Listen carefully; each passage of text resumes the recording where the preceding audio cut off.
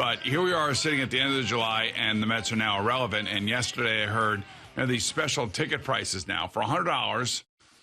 4 tickets, 4 Cokes, 4 hot dogs, 4 pretzels. That's all you need to know. As soon as I heard that, I was like, it's over. And this was before they were getting rid of David Robertson. That basically signals we're done. And I don't care what you say. He's your closer. You're done. But I will say their starting pitching has been better. Sengo was good last night. And then the heavens opened up and the Mets ended up winning the game for them. Good for them, but it's also a real reality that, look, we spent $350 million on this team and we got nothing. And, quite frankly, they're doing the right thing. I think this is all something that we saw coming. You probably before most of us, but now there's the reality that they just sent their closer, as you said, to the Marlins. I mean, how embarrassing is that? It's not as embarrassing as the Denver Broncos were last year, I guess. Right, yeah, of course. But, I mean, this really is the Marlins, who have, of course, in their history, I've watched them win 2 World Series championships in the span since I've been a Mets fan. But still, for the most part, the Marlins are a joke. They've always been bad, but they've been a thorn in the side of the Mets forever. I mean, think about, back in 2007 and 2008 and these games against the Marlins towards the end of the season, and they would always end up beating you. And now they have this really good season seemingly out of nowhere. The Mets are one of the biggest jokes in the game, them and the San Diego Padres, and the Mets are trading away. The Marlins are buyers, the Mets are sellers. And the Mets just traded their closer in a season where the Marlins have a shot and they don't. They traded their closer to Miami. I know that we were trending in this direction, but those facts are quite amazing.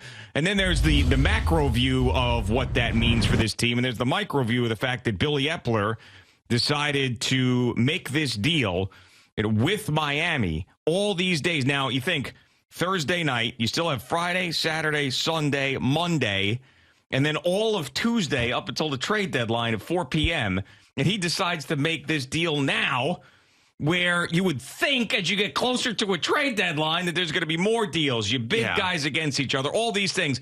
And all you hear is how the Mets, and even Steve Cohen said it himself, needed to replenish the farm system with arms. Now, I know David Robertson, you're talking about expiring contracts and all this stuff. He's owed $3 million.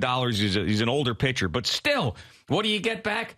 2 rookie guys who are like 17, 18, 19 years old. 2 rookie ball guys. Neither one of them are pitchers. Well, you got to. Neither one of them. I mean, look, at the end of the day, we're going to criticize them for not trading. We're going to criticize them for trading. I'm fine trading with them. I'm fine. We're going to be criticizing who they're getting back. We don't even know who these guys are. But here's the thing. If you would have told me, because they've gone out and traded for arms before, and you say, okay, they said they were going to replenish the system with young arms, and that makes sense.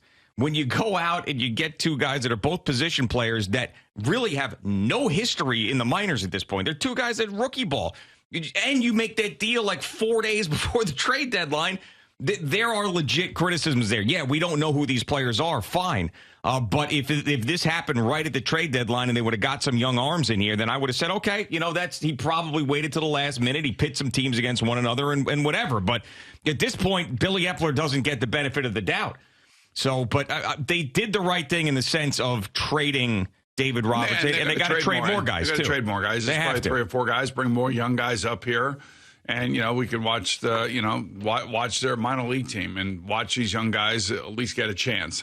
For the guys that get a chance, it's a chance of a lifetime, for the Beatties and the Alvarezes of the world. And, guys like that, that's really now what you want to see. And you want to see whether or not they can have the last couple months of a season where they can put something together. Vientos as well, who has not been what everybody thought he was going to be up here. That. I mean, we were screaming at the beginning of the season, get him up here, get him up here, get him up here. What has he done? Nothing. Right. I mean, so you got to be careful about saying you want all these guys up here. But now's the point where this is what you do, kind of go through. You bring these young guys up here now and see whether or not there's anything there, whether or not they can give you anything moving forward. I don't know. But, look, he spent $350 million. He tried. Just goes to show you cannot buy a championship, and I don't care what sport you're in. And I don't totally agree, or I don't agree at all with what Sean Payton said about trying to buy, a championship and being on Hard Knocks and the Jets this and the Jets that, and it was the worst coaching out in Denver. I said, that's an inaccurate statement. That is a 100% inaccurate statement. Richie Kotite won 4-32. I'm not a genius. And he got replaced by, the mentor for Sean Payton, and that would be Bill Parcells. I don't ever remember Bill Parcells ever going after Richie Kotite. Do you? I don't. That was a long time ago for me, man. Do you remember anything like even remotely close to what Sean Payton just did? No. And how he torched the previous. I think he did it because he was able to torch the previous ownership. The Broncos changed hands ownership-wise. Right. And I think he took a veiled shot at the previous GM, of course, Nathaniel Hackett. Of course, the Jets signing Aaron Rodgers. I guess he forgot that, they went after Drew Brees when he was the coach of the New Orleans Saints. I guess he forgot all that. Sure. And how many times were they readjusting contracts, and then he ended up getting suspended for a year because of freaking Bounty Gate. I mean, if there were anybody that should just put their head down, be a good coach, and bring the best out of your team and your player, it should be him. He shouldn't be taking veiled shots at people around, especially guys he doesn't even know. Well, it wasn't even veiled. I mean, he went right after him. I mean, he doesn't know Nathaniel Hackett. They have no relationship. Yeah, I mean, I was very surprised that he decided to go that route, and also, the Nathaniel Hackett stuff. I mean, we sat here and said how much of that team was a disaster last year, and he probably had a lot to do with that. But as Sean Payton, you can't say anything about it. As the guy that comes in is now the new coach of the team. What I thought was worse was the fact that he was projecting the Jets to have a miserable season. Yeah, because they won the offseason like the Broncos won the offseason last year. I mean, that to me was really bad. Now, if he ends up being right, then he could say, hey, I told you so. But the one example he didn't give, because remember he gave the example of Washington back in the day when they spent all that money and brought in Deion Sanders, and he gave that example. And then he brought up the Jets this year and everything they did. Well, the one example he didn't give of one that worked out was Tom Brady and the Buccaneers. Because it wasn't just Tom Brady that came over. Leonard Fournette came over. Rob Gronkowski comes out of retirement. And that ended up being that big team assembling. Antonio Brown, a big team being assembled. And you could have said the same thing about them. And they ended up winning the Super Bowl. I'll tell you one thing. If I'm Rob Saleh, and I'm sure he was. I didn't see his comments. I kind of read through some of the stuff that was online. But, he should be pissed, man. I can't wait for that game. Yeah, Week 5, Jets at Broncos. Too bad it's not here, but yeah. And the Broncos, I don't know if they're going to do a complete 180 under Sean Payton. But I mean, Sean Payton's also a guy that the second that Drew Brees was done, he was out of there. But I got to tell you that Sean Payton knows what it takes to turn a team around because he saw Bill Parcells do it to the Jets. Yeah. All the Jets needed was a little discipline, a couple of Bill's players, from his past to kind of clean up the locker room a little bit and raise the expectations and the rules around the building. Now, what Sean is also talking about was how lax it was around the building and how everybody was a complete mess. And there were, Russell Wilson had his own office and all this other crap that we were hearing about. And, they couldn't get plays called. They had all these pre-snaps penalties. And I'm like, I know exactly what he's talking about because I lived through it. I saw it. And, when the head man doesn't hold everybody accountable for whatever reason, whether it be, his first time in that situation like Nathaniel Hackett found himself, or just a different way of doing things because the players are different now than they were back when we played. Yeah. And so Parcells takes over the Jets. And I'll never forget this. All he did was pretty much he had a pretty good roster because, they spent like $80 million on free agency that offseason. The offseason before Parcells took over. So there were some pretty good players in there. He went out and traded for Kevin Mawai, if you remember. Yeah. And he basically, started holding people accountable and running hard practices and running hard meetings. And, if you didn't play well, you didn't practice well, guess what? You didn't show you're not going to play on the field. So he instilled the discipline that is required to be a good football team, just like Brian Daboll did here. He not only did he get the best out of Daniel Jones, But, he ran a practice the way a practice is supposed to run, and he was a coach the way you're supposed to coach. And you're supposed to get in the players' faces. You're supposed to coach them hard. And that's what Parcells did. And I saw, I think Parcells, I guess, was over at practice the other day or yesterday, and he went up to Daniel Jones, throw it to the open guy. And I'm like, I could just hear that like being yelled at Phil Simms every freaking day. You know what I mean? So, of course. Sean Payton knows what needs to be done, but it's really, really unfortunate and really looks bad that he would just basically call out Nathaniel Hackett, the previous GM, the owner. There's 20 sets of dirty hands. I mean, that kind of crap. Right, and that as bad as that was, this was the quote. He should have said it when he was an announcer for Fox. Right, exactly, where he basically said nothing, and then he ends up doing it here when he's a head coach, which is a totally different thing. When you're an analyst, let it fly. When you are a head coach and you're part of that group and the 32 and the respect that you're supposed to have for your opponents and your brethren in the coaching industry, then it's really, it makes you look bad. But this was the thing that was shocking to me. So you're saying that Bill Parcells never, you can remember, trashed Richie Kotite once he took over. I don't ever remember him doing that. No, I don't. I can't ever remember a head coach in the NFL basically predicting that a team is going to blow up and have a bad season. And they're on their schedule. That's exactly what he did here. He goes, and the quote starts, it doesn't happen often where an NFL team or organization gets embarrassed, and that happened here. Part of it was their own fault relative to spending so much effing time trying to win the offseason. The PR, the pomp and circumstance, marching people around and all this stuff, we're not doing any of that. The Jets did that this year. You watch. I can see it coming. I can see it coming. He's now predicting that the Jets are going to have a similar season than the Broncos had last year. I'll tell you what, man. It's crazy. I would circle that. Like if I were Rob Saleh, I'd walk in there today, and I'd have the Broncos written on the board, and I would use that as not just against the Broncos and Sean Payton. I would use that against the entire NFL. Oh yeah. This is what everybody is saying. And by the way, Sean Payton also doesn't understand that. The Jets didn't want Hard Knocks. Yeah, of course. Right. They were told you're having Hard Knocks. Right. They of course, were fighting against it.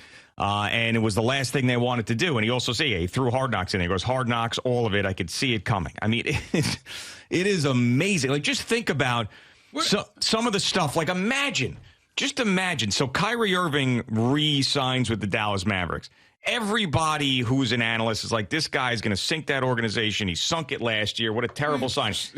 He has sunk a lot of organizations. Yeah, right. So imagine just Greg Popovich, for an example, just coming out in preseason going, you could just see it coming. I mean, Kyrie Irving has just blown up all these organizations. He's going to destroy Luka Doncic.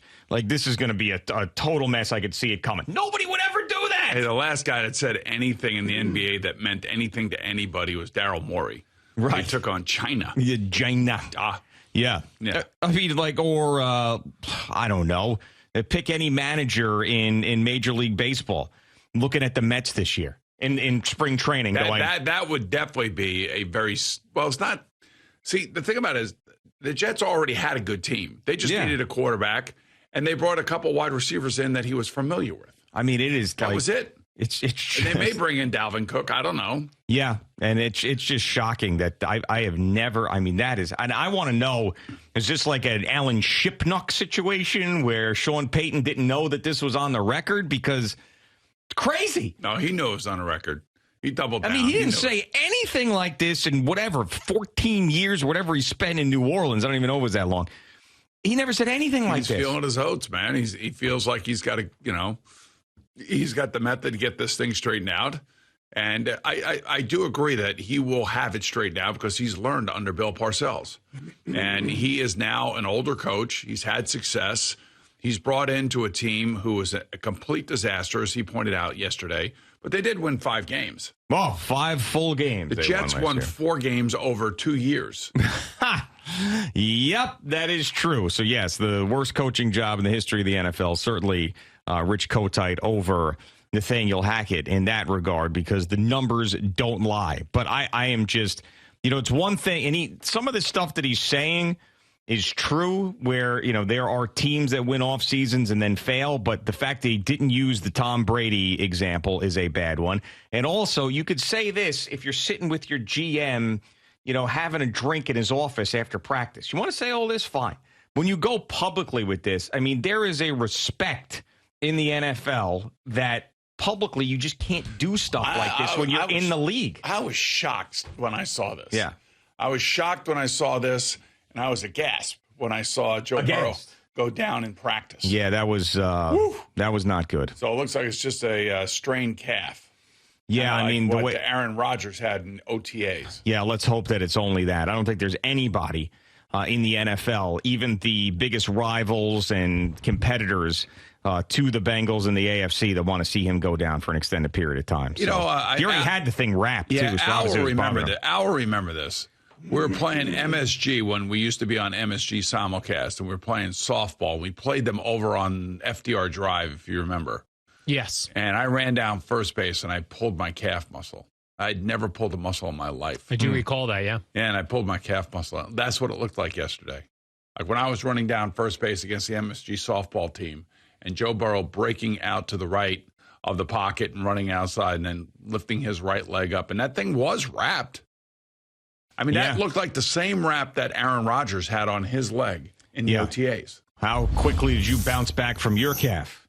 We're going to get a ton of calls of people strain their calves. Yeah, I didn't miss a game. All right. I didn't like to run a lot, but I didn't miss a game. All right, very good. Fighting through it. So I poor Joe Burrow, it's like 4 years in a row now where something has happened in training camp. Remember, his rookie year, he made it through training camp, but he got hurt his rookie year. So the second training camp, he had to come back, and he was rehabbing from the ACL, PCL, whatever. That's right. And then last year, he comes and he has the appendectomy. That's right, yeah. And now he's got this. And by the way, 7 playoff games. And another reason why NFL players should be on the field until they get their contracts. I'm just like, T. Higgins is out there. And he's running around, and he does not have his new contract yet. This would scare the living crap out of me. No, he said it was on God's time, though, so he's just waiting it out. So if God says, okay, you're going to blow out your ACL in practice, then he would accept it. You had Jalen Ramsey with a meniscus. Yeah. Right? You have Joe Burrow with this. Mm-hmm. And there was another player got hurt. There's going to be a million of these. Yeah, I know this is what happens. It's unbelievable. This is just the start. I never got hurt in practice. Never? No. Maybe you weren't trying hard enough. I was trying hard. No, I know. Practices were a lot harder back then, too. I never got hurt in practice. Well, practice? We talking about practice?